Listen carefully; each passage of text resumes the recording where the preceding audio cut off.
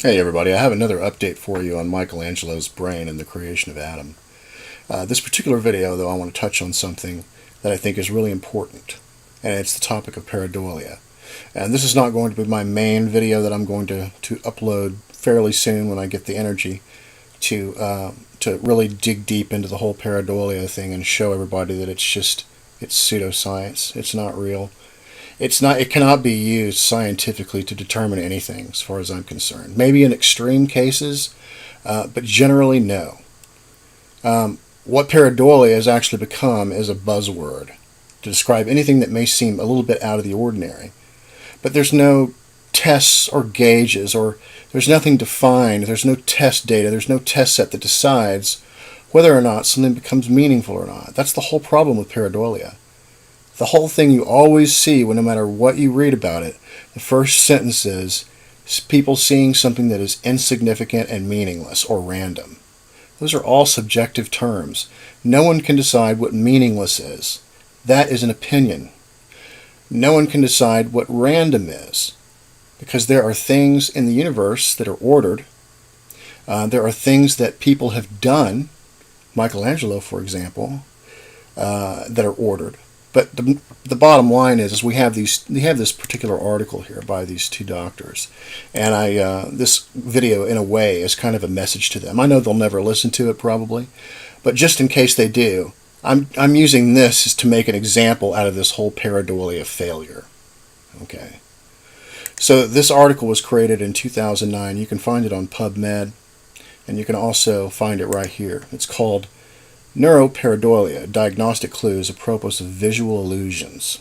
The two doctors here, which I'm not going to attempt to butcher their names, we have Dr. Vincent, and then I'm not going to butcher this one, but they're both PhD, Department of Neurology. Okay, so in this particular article, they reference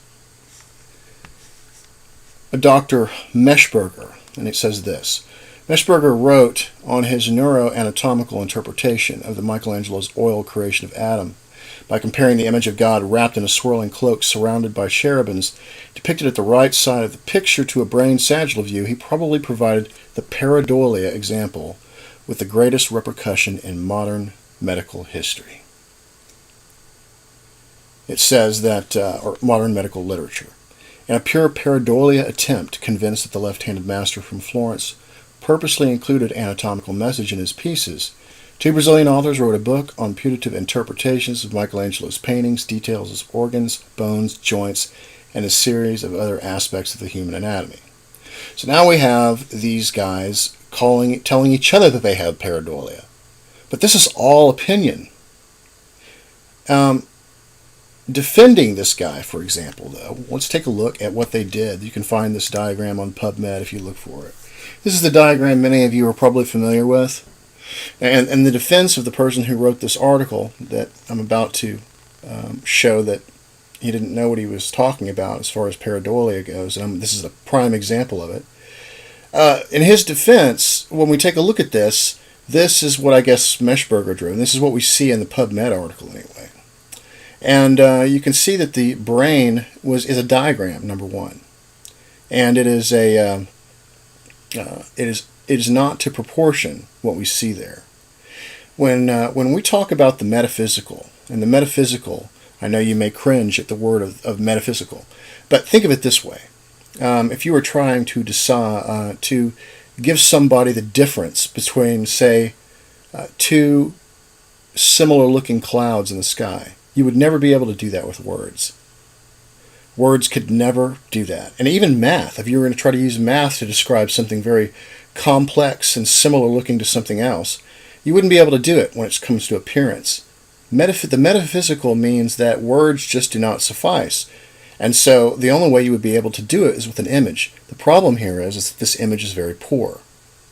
The proper way to have done this would be to have taken a real sagittal brain or a professional diagram of one and used it as your guide in order to see if Michelangelo had actually done this or not. The second problem with this is that the brain is turned the wrong way. The only way you would know this is if you've actually done research into the ancient cultures, the various philosophies and hermetics and things like this. One of the reasons that the two doctors there believe that the whole brain idea is pareidolia is because they haven't researched enough to understand that all of these ancient cultures referred to what was called the divine mind. Divine mind is another name for Christ. It's another name for the firstborn out of the infinite, or the only begotten. It has many different names, but it refers to a different structure of how God unfolds, or reality unfolds, whatever you want to call it, from a chain of events starting in the invisible and then moving its way into the physical universe and so on. That's what this whole thing represents. And in Kabbalah, which many people believe that Michelangelo was a Kabbalist, because of the paintings in the Sistine Chapel, it would have made perfect sense that he would actually have painted a brain, because he would have understood the divine mind. He would have understood what's called the Ancient of Days. And when we read about the Ancient of Days, or when we read about that in Kabbalah, we always find that it is mentioned in right profile. And therefore, if he had had this information, he would have probably put the brain on there correctly. But his intuition was correct in the sense that it was a brain. So, back to the doctor again, who said that he's experiencing pareidolia. This is a diagram I'm going to use, and I have labeled the Michelangelo painting now. It's my latest update, and you will see that it goes into very high detail regarding all of these areas in the brain that you're looking at right here, most all of these. Some of them are kind of insignificant, and he didn't put them on there. But the purpose of this video is to show you that he actually did paint a brain, and I'm going to be able to show you the labeling and what he's done in high detail all over the image. And when we're done with all this, the purpose is this. Pareidolia is completely misused. And so once I prove this neurologist has used it incorrectly, then I hope he goes and apologizes to Meshberger. And I hope that he learns that in the future there are some things that really need to be done about pareidolia. This whole idea of saying that something has meaning or not. That these types of things must be defined. And they cannot be subjective, or it's a bias test and doesn't pass the scientific method. You can't decide that something is random or not. And so when you put yourself in the whole real life or real world situation, you can't determine whether or not something may have meaning or not. The only person that can determine that is the person who is seeing it, and there may be past history associated with it. There may be something that maybe he knows that you don't know. Autostereograms. People have the ability to be able to see things in those. And of course, the argument back is that, well, we know it is a stereogram. Well, just because you know something just because you are not able to see something, for example, in nature or what have you, does not necessarily mean that it doesn't exist and that you're seeing something if you can't see it. So that you can see that this is a very subjective kind of thing. Let's take a look at Michelangelo's painting here real quick, and I've got some diagrams that you can take a look at, and we're going to follow it closely. I'm going to just go around the brain real quick and show you the detail. Okay, so those of you who have seen these videos before are probably familiar with this latest drawing, or this latest one I did, where I superimposed this brain on top of the creation of Adam. The purpose of this video, though, is to show you all the details. So we're going to get into the detail like the pineal gland, the fornix, all these areas in the center of the brain, which we've really shown a lot of detail. And we're also going to see some other areas. But we're going to attack it from the very largest and move our way into the middle. That's the way that we're going to do it. Now, rather than just freehanding a brain on top of the painting, Michelangelo was an anatomist. He understood. He was a very accurate artist. I mean, we have to give him credit for his accuracy on the human body. Just about everybody knows this. So why would it be any different on the brain than it would be on any other part of the body? He would have done it to extreme accuracy. So right here is a Gray's Anatomy version of the brain. In my image, what you're going to see is this brain, but it's going to be flipped right profile. And then I have taken all of these labels off simply because they were it's not a good quality for one, but I've used another one I just showed you a second ago, which is all going to label the same thing. The purpose of using Gray's Anatomy brain that we see here is for the accuracy of the geometry. What you find is when you begin looking at the brain, you look at all of these little folds in the brain and these regions, and you find that all of the geometry is always very close. It may not always be exact, but it's going to be very close most of the time. And that's what we're going to see in Michelangelo's painting. So here is the painting again with the brain superimposed on top of it and the labels. Now, the reason I've got the brain mostly transparent like that is because I want to be able to see what's going on in the background, all of the people and everything, because Michelangelo accounted for this. He used people, he used their body language and so forth in order to express the image of the brain. He was brilliant. I mean, that's all there is to it. So we're going to go around the brain here real quick and just take a look. If we take a look at the whole package of the brain, one of the things that you're going to notice right here is you're going to notice that these two areas right here, this is where the occipital lobe and the cerebellum split, these two areas of the brain. And so another thing that I did on this particular image is, if you'll notice her arms, all I did was I took off the part of the corpus callosum, and all I did was I colored her arms in place of it, because the corpus callosum ran along her arms like this and through her shoulders, and so I thought it would be a better thing to show you would be just to color her arms instead, to show that her arms are actually representing the corpus callosum. So let's take a look at some of these. God's head and his chest area and his arm make up the parietal lobe of the cerebral hemisphere. You'll see this area up here in his chest, and if you'll notice, there's these little dark lines that you see in between the folds of the brain, and you'll notice that his arm, where his elbow bends, and this white area of the brain that you see right here that travels along his arm, that's called the cingulate gyrus, which he accounted for. These little guys up here are also accounted for in the top area of the frontal lobe that comes around. The next thing we're going to take a look at is the corpus callosum that I just showed you, and that is her arms. It comes around right here, through her shoulders, and back to the other side again. And you can see that her arms follow the same curvature that we see on his arm, with the elbow right behind her head. So his arm is actually the cingulate gyrus, and her arms is actually the corpus callosum. And if you take a look at all the nearest neighbors, you'll find that all the geometry is correct. Now, the next thing I want to take a look at, and it's going to require this original image, because I want to show you what Michelangelo did here. We're going to take a look at the fornix. The fornix is this guy right here, but I want to show you what Michelangelo accounted for, because we have the fornix and then we have what's called the choroid plexus. Now, the difference between the two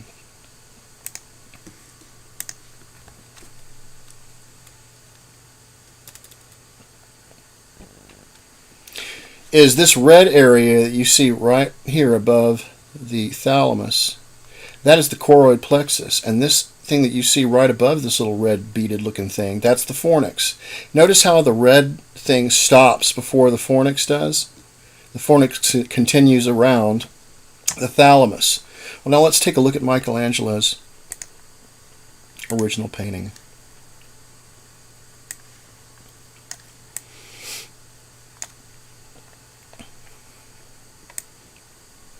And what you'll notice here is that he's got this area right here shaded. And you see this area that sticks out a little bit? That is the choroid plexus. And this area coming all the way around is the fornix. That's the kind of detail that we're talking about here. Now, just to show you that, we've got the brain that's superimposed on top of that.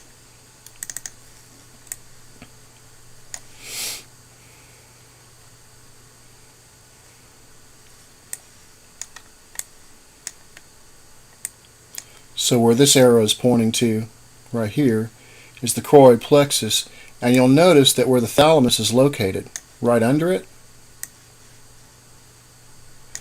You'll notice that the choroid plexus stops in the same position as it does right here. It stops right above the area that is called the intermediate mass of the thalamus. Okay.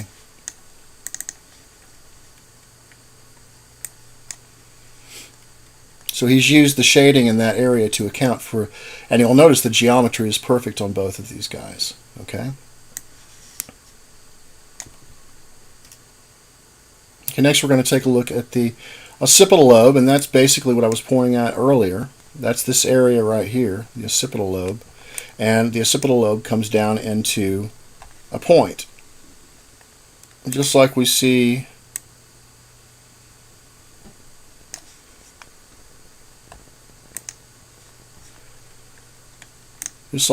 on any brain, we're always going to see the occipital lobe, and there's a split in between the two. So when you look at Michelangelo's painting and you see this area right here, that's the same as what you're looking at right here. And you can see the way that this comes into it here is doing the same thing as the curvature of the cerebellum. So when we take a look at our diagram, we can see that the occipital lobe follows the exact same angle that we see on his drawing or his painting. And you can see that the cerebellum fits right in there as it should. This arbor vitae is right here, and if you take a look at his painting,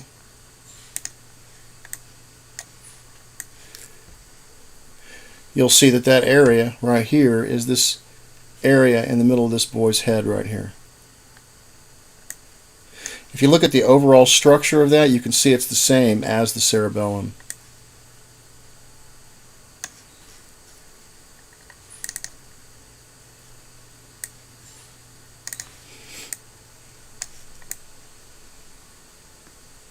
So you can see the cerebellum is supposed to fit in there just like that. All his geometry, all the nearest neighbors are correct.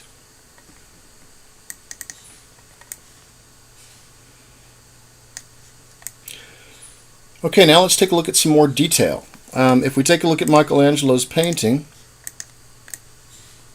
we'll notice that on his robe up here he has these folds.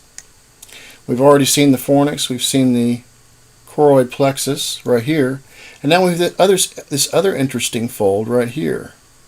And this area is referring to the pineal gland. Well, we know this because when we take a look, we can see where the thalamus is located. And this is right behind the thalamus, and that's where the pineal gland is located. So that would be the pineal gland. He's also, in the shading of his clothes, if you notice, the shading of his clothes is covering the areas of the third ventricle and the fourth ventricle. And so this next one I think is amazing because if you take a look, let's take a look at this picture right here. This corpora quadrigemina, it comes here and it splits into two. You see these two green areas and how there's split right in between the two of them? Okay, well, let's take a look at Michelangelo's original painting.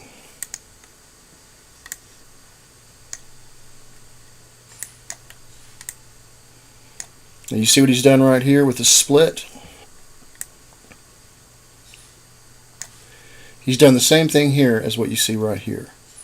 And right above it, we see the pineal gland, just like we would expect. Remember, these are flipped in opposite directions. Okay, this is flipped. This is on the left side.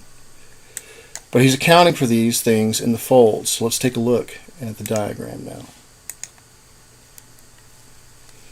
So here is the geometry and location of the corpora quadrigemina, and if you notice, the split is right there where the fold is.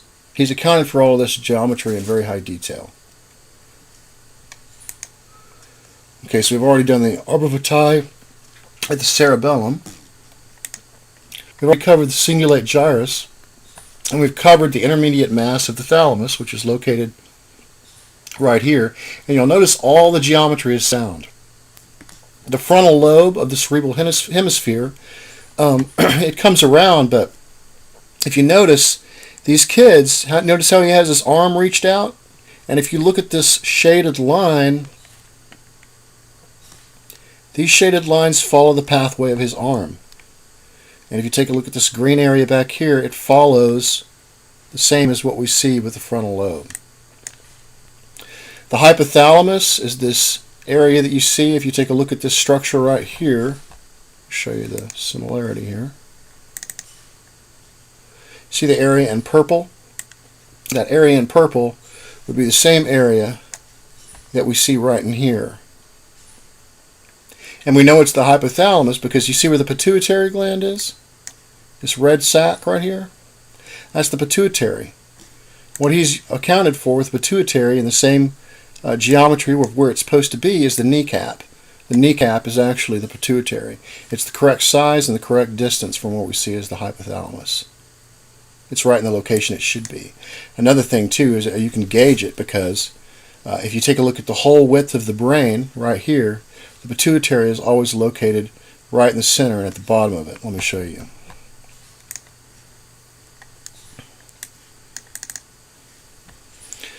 So here's the whole length of the brain right here, and you can see the pituitary is located right there. So the geometry, once again, is correct. He's put the pituitary right there, the whole length of the brain. And as you can see, coming out of the hypothalamus, we have the pituitary. And then we have the temporal lobe, which is this area right down here he's accounted for.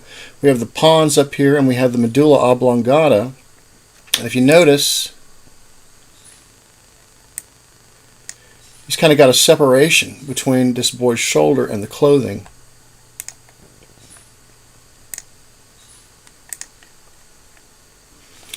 And if we take a look at the geometry, we see that the medulla oblongata comes up and then it hits the pons. And that's kind of what we got going on right here. And this area that you see here would be the medulla oblongata coming down. So there's all the detail, folks, all the way down to small things like the corpora quadrigemina. It's a hard word for me to remember for some reason. And you can see that her arms, I think that's pretty cool too, the way that she's done her arms in order to mimic the... But this is so much detail that my point is this. We have a doctor that wants to label something as pareidolia. We have another doctor that wanted to represent the brain but did no high detail of it at all. So he set himself up basically for to be ridiculed or what have you because he didn't do it in detail. But the question is how much detail do you guys need in order for you to decide something is not pareidolia? The problem is that there are many other factors and variables that go into this. There is the history. There is what's actually the mood or the scene. What goes along with it? Not everybody's a mainstream Christian. A lot of people understand the esoteric ideas of philosophy and other forms of religions, and so the divine mind is a perfect example of what many religions would have actually painted. And this goes all the way back to Plato. And as you can see, the geometry of the brain and all its nearest neighbors are perfect. And so I believe I'm probably the first one to show a diagram like this. But it's important for me because I want to show everybody that even neurologists incorrectly use this term pareidolia all the time for people. And I think that it needs to stop. Either now you need to adjust your testing or something like that, because in the end, what this is really all about, guys, is it's about you not seeing that somebody is not fitting into your worldview, and so they're seeing things. You know, if you can't make those decisions like that. I mean, in very extreme cases you can, but you can't just whip out pareidolia, at the drop of a hat. And what should have happened here is you should have actually looked at this in high detail. And I would think that with 3 neurologists or 4 neurologists, which is the total, we had 2 that wrote about Michelangelo, we had 2 that are ridiculing him, and none of you guys have looked at this in detail to make a decision. Clearly it's not pareidolia. What's happened here is that people just don't look into things deeply. So anyways, that's my point. Pareidolia is ridiculous, and I sure hope that something is done about it so that we don't end up ignoring things that we should be paying attention to in the future. You guys take care. I'll talk to you soon.